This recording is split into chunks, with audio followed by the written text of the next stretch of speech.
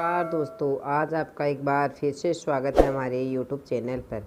ऐसी ही और जानकारी प्राप्त करने के लिए हमारे चैनल को सब्सक्राइब करते रहिएगा। यमराज ने बताया कि बिस्तर पर बैठकर खाना खाने से क्या होता है। बिस्तर पर बैठकर भोजन करने से क्या होता है, जानिए यमराज के चित्रगुप्त को बताया रहस्य। इस प्राचीन कथा के माध्यम से हम जानते हैं दोस्तों, एक बार यमराज और चित्रगुप्त यमलोक में बैठकर बातें कर रहे थे। तभी चित्रगुप्त यमराज से पूछते हैं, हे प्रभु, किस कारण से मनुष्य की अकाल मृत्यु होती है? कौन से मनुष्य को संतान सुख नहीं मिलता है और कुछ मनुष्य की मृत्यु विश्व अवस्था में ही क्यों हो जाती है? इसके पीछे क्या कारण है? तब यमराज चित्रगुप्त को बताते हैं, हे चित्रगुप्त, तुमने उचित ही प्रश्न किए हैं। इन सभी प्रश्नों का उत्तर मनुष्य की आदतों में छिपा हुआ है। मनुष्य जिस प्रकार का आचरण करता है उसे उसी के अनुसार सुख और दुख भोगना पड़ता है। मनुष्य की अकाल मृत्यु होने के पीछे भी उसकी आदतें ही उनका कारण होती है। तुम्हारे प्रश्नों का उत्तर बताने से पहले मैं तुम्हें एक अत्यंत महत्वपूर्ण कथा सुनाता हूँ।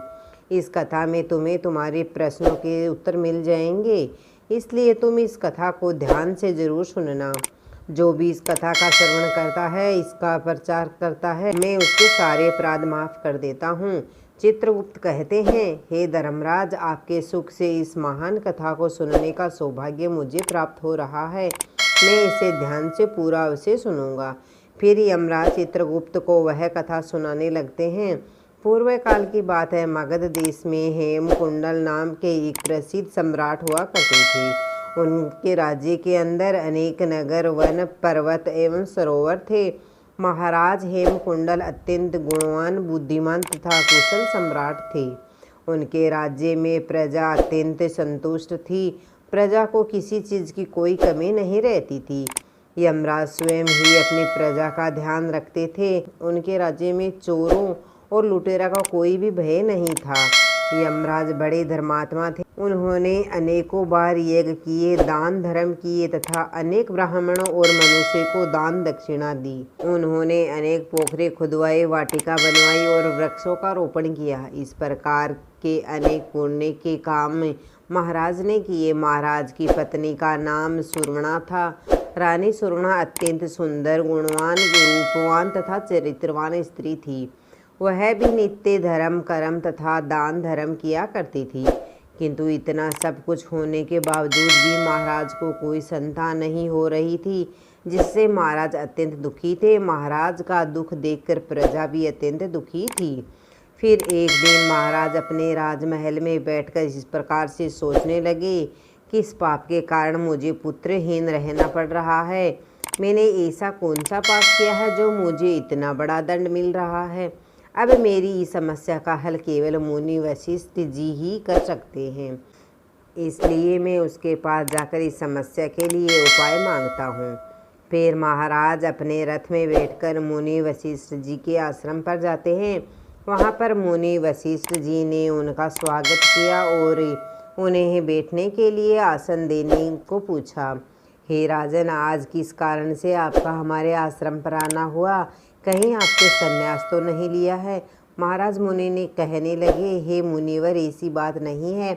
आज मैं आपके पास एक शंका लेकर आया हूँ। मैं अत्यंत दुखी हूँ। केवल आप मेरी इस शंका का समाधान ही कर सकते हैं। मुनि वशिष्ठ कहने लगे, हे राजन, भला आपको किस प्रकार का कष्ट? आप तो इतने बड़े राज्य के सम्राट हैं। आपके मन में जो भी शंका हो, आप निसंकोच होकर पूछिए। मैं अवश्य आपकी सहायता करूँगा। फिर महाराज हेमकुंडल कहने लगे, हे मुनिवर, मेरी कोई संतान नहीं है। किस पाप के कारण मुझे संतानहीन रहना पड़ रहा है? संतान के बिना मेरा उद्धार कैसे होगा? मेरे राज्य का उत्तराधिकारी कौन बनेगा?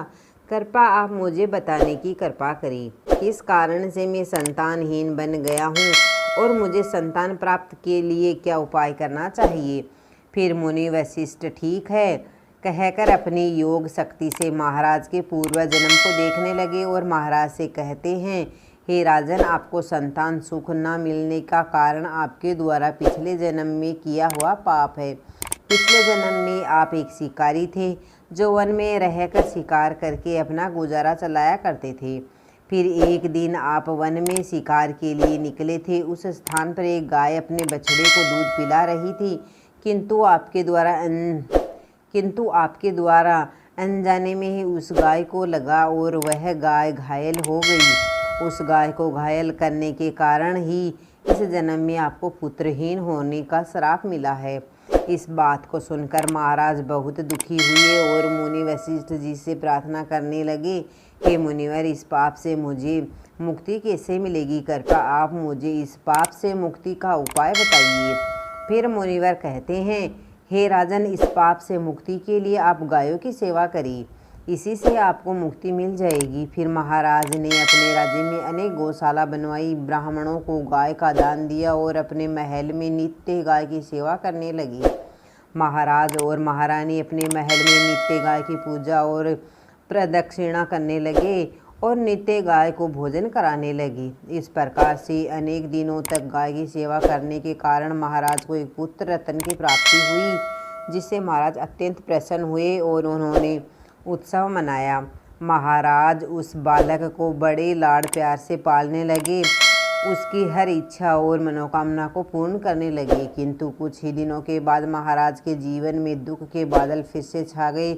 जब महाराज का पुत्र 16 वर्ष का हुआ तो अचानक एक भयानक रोग के कारण उनके पुत्र की मृत्यु हो गई। पुत्र की मृत्यु से महाराज शोक में डूब गए और सब कुछ छोड़कर वन में महाराज वशिष्ठ जी के आश्रम पर पहुंच गई।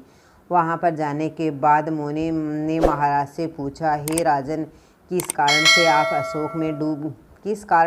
शोक में डूब गए हैं?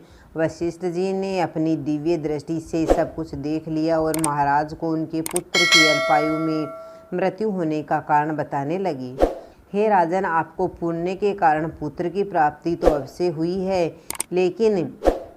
किंतु आपके पुत्र के दुर्व्यवहार के कारण ही उसे अल्पायु में मृत्यु का सामना करना पड़ा है। आपके पुत्र ने सदैव ही बिना स्नान किए बिस्तर पर बैठकर भोजन किया है।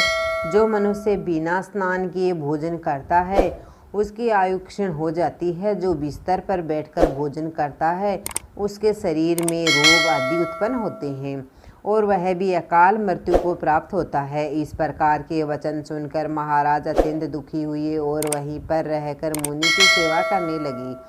फिर उन्होंने अपने भांजे को अपने राज्य का कारोबार सौंप दिया और वन में ही बैठकर तपस्या करने लगे। यमराज कहते हैं, हे चित्रगुप्त, मनुष्य को हमेशा अपने 5 अंगों को साफ करके ही भोजन करना चाहिए। दोनों पैरों को तथा दोनों हाथों को और अपने मुख को जल से अच्छी तरह से स्वच्छ करके ही भोजन करना चाहिए। इससे मनुष्य के शरीर से रोग दूर होते हैं और व्यक्ति दीर्घायु बन जाता है। यमराज कहते हैं, भोजन शुरू करने से पूर्व उस भोजन के लिए भगवान को धन्यवाद देना चाहिए और संसार के समस्त प्राणियों को भोजन प्रदान करने की प्रार्थना करनी चाहिए। इस प्रकार से अन्य देवता को प्रणाम करके भोजन करने से मनुष्य को कोई पाप नहीं लगता। यमराज कहते हैं, जमीन पर बैठकर भोजन करना ही श्रेष्ठ होता है। बिस्तर पर बैठकर भोजन करने से मनुष्य के शरीर में रोग उत्पन्न होते हैं और उसकी आयु कम हो जाती है। शास्त्र में कहा गया है कि दहलीज पर बैठकर ही भोजन करना चाहिए। यमराज कहते हैं, 3 प्रकार का भोजन मनुष्य को नहीं करना चाहिए।